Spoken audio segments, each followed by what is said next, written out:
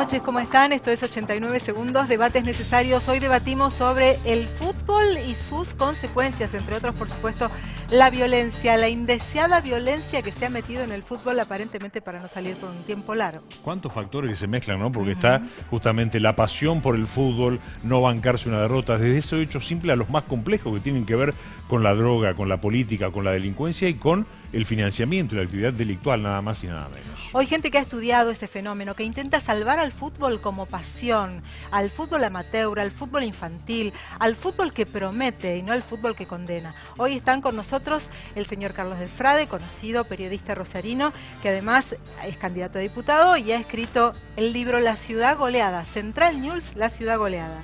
Gracias por venir, Carlos. También está Horacio Girardi, que es secretario de Seguridad de la provincia de Santa Fe. Mónica Lizardo, que es de la ONG Salvemos al Fútbol, y Rubén Fernández, que es vicepresidente de Rosario Central. Gracias a todos por venir. Vamos a tratar hoy de responder algunas preguntas, o por lo menos de sembrar un poco más de claridad sobre lo que está pasando con el fútbol argentino en los últimos tiempos. Hay negocios, hay política mezclada con el fútbol, negocios muy oscuros que tienen que ver con el tráfico de drogas, con la venta clandestina de entradas, con la venta de jugadores.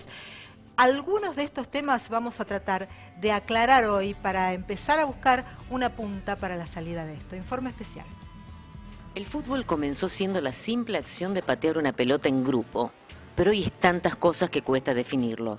Es juego, deporte y folclore, pero también el fútbol es negocio y violencia. El fútbol es equipo y multitud, y en esa multitud se viven las sensaciones más diversas, desde pasión por la camiseta hasta la rivalidad y la tragedia.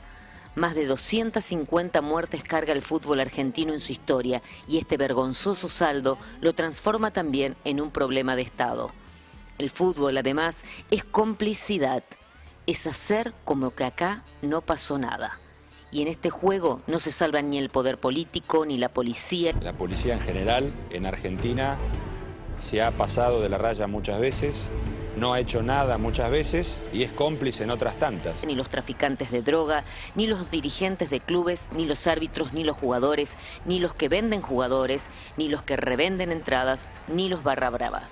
Se hace valiente cuando la policía está del otro lado del alambre, se hace valiente contra los jugadores o contra el árbitro. Por todo esto, ir a la cancha como antes, como paseo, como fiesta, cayó en descrédito. La inseguridad y la incomodidad trasladaron las tribunas al living de la casa casi como una condena social. El manejo y el manoseo que se hace del espectador, que está indefenso, también eso es violencia. La AFA impulsó el proyecto de empadronamiento de hinchas. Se formó una ONG que intenta salvar al fútbol. Se lanzaron campañas en las escuelas y con UNICEF. Se condenó a barra bravas. Pero parece que nada alcanza.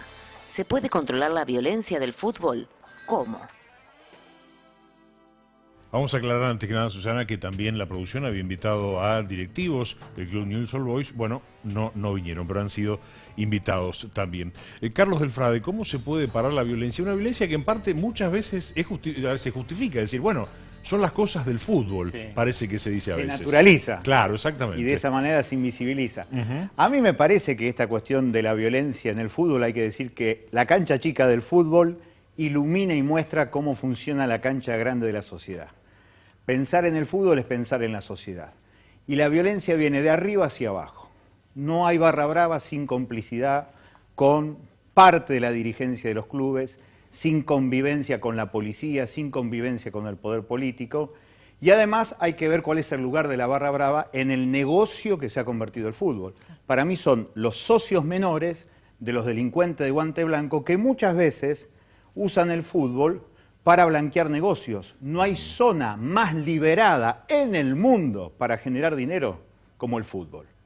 Está tan claro esto que el presidente de la AFA, el padre de la mafia, dice con absoluta claridad que en la Argentina no se le pregunta nunca el origen del dinero cuando va al fútbol.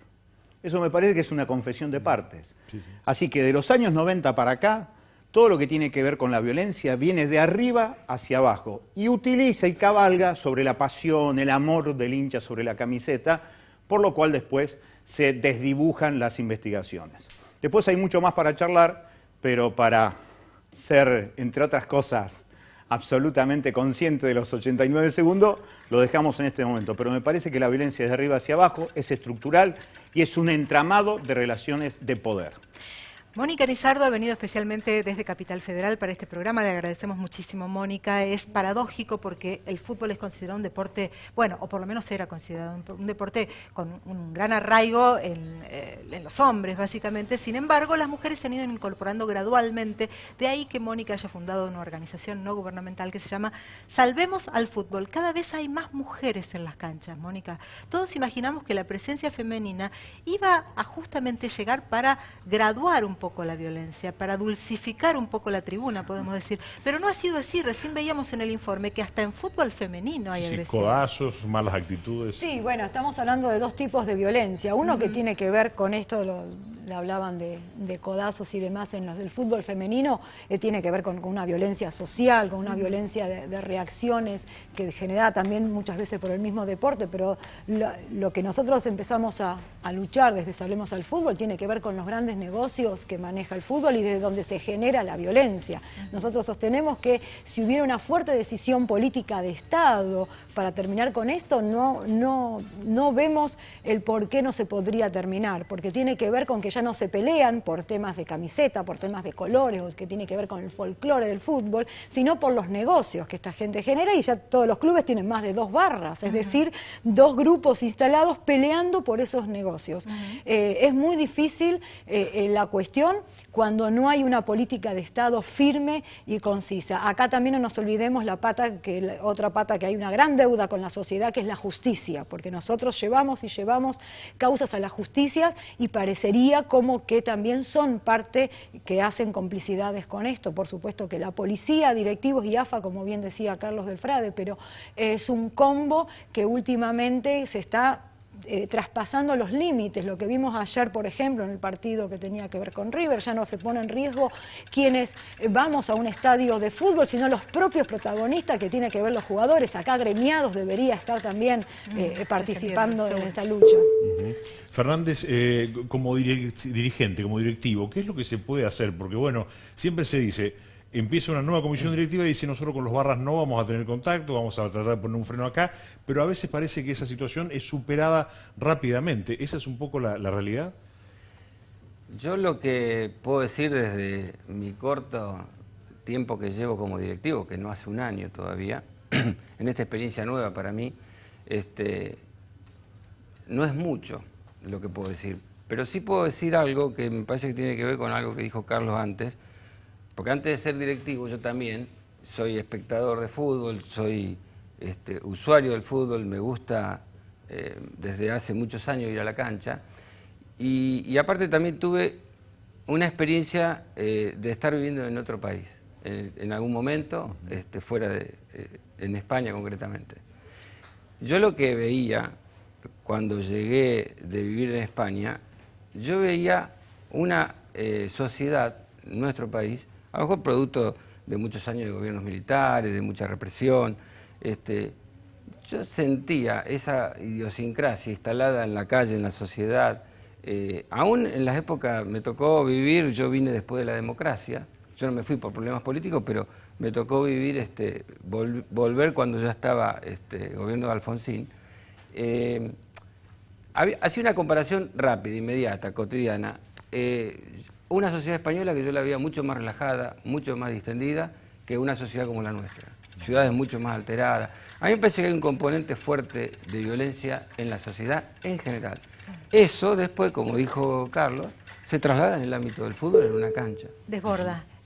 Horacio Girardi, si bien usted representa hoy aquí una de las patas del Estado, de alguna manera el Poder Ejecutivo, recién Mónica hacía referencia puntual a una política de Estado. Si bien hubo un intento a nivel legislativo, que fue la ley conocida como Ley de la Rúa, para tratar de controlar un poco la violencia en el fútbol, nada de esto parece funcionar. Quizás haga falta una decisión política más fuerte. ¿Qué se puede hacer desde el Poder Ejecutivo para esto? Bueno, muchas cosas, fundamentalmente desde el Poder Ejecutivo Nacional, convocar para que tengamos una política en todo el territorio del país seria, ¿no? Yo hace casi 18 meses que estoy como secretario de Seguridad de la provincia de Santa Fe, nunca se me ha convocado a una reunión de comité de prevención de la violencia en el fútbol que existe a nivel nacional.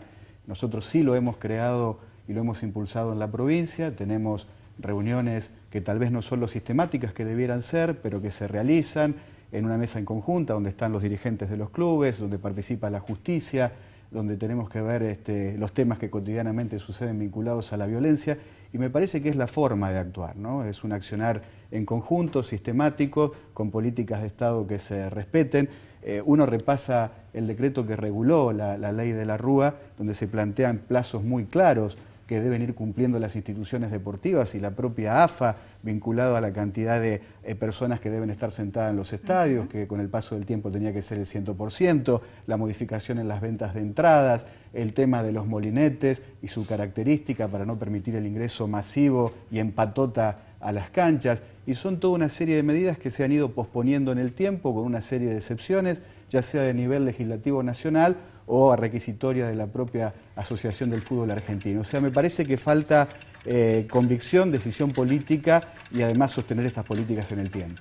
Hay muchísimas preguntas, Leo, como por ejemplo, si hay también una política de la AFA para los clubes de Buenos Aires y otra para el interior. No nos dejábamos de preguntar antes qué hubiese pasado si lo que pasó con River, con la barra brava de River, la irrupción en la cancha, el apriete de los jugadores hubiera pasado en un club del interior, hubiera pasado en Newell's o hubiera pasado en la B, en Rosario Central. Un partido que se jugó con 7 agujeros en el alambrado perimetral, que no tiene antecedentes, además de una agresión tan directa de hinchas hacia los jugadores en la cancha como pasó en el partido de ida con Belgrano. Esa es una de las preguntas, hay muchísimas. Pausa, ya volvemos.